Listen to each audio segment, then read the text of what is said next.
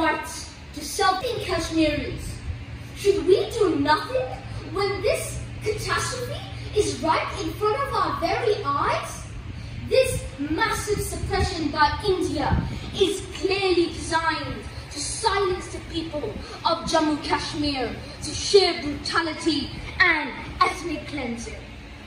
For the last 2 years, Kashmiris are under curfew. They can't perform their day-to-day affairs. Despite living in one of the most fertile parts of the world, they have no food and all the other basic necessities of life. They are all asking the same question: where is the United Nations? Should we not give them the answer that they deserve? In order to pause this brutality, we must act quickly. Hundreds of Kashmiris are suffering. Men are dying. Children are losing their childhood. Women are being abused. Innocent people are being thrown into dark jails without any crimes committed.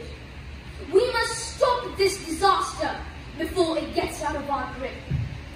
It's time for the United Nations and other countries to mediate and use all means of diplomacy to end this suppression.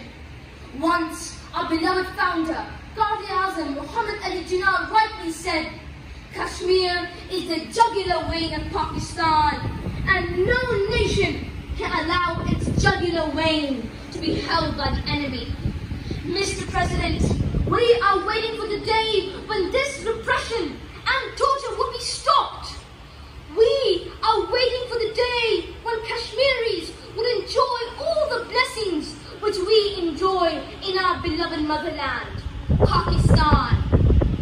Mr. President, it is for India to understand that peace and stability in our region can only be achieved by solving the Kashmir issue.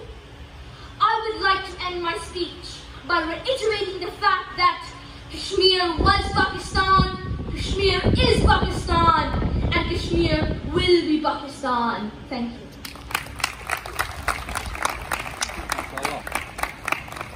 Thank you, Abdul Hadi.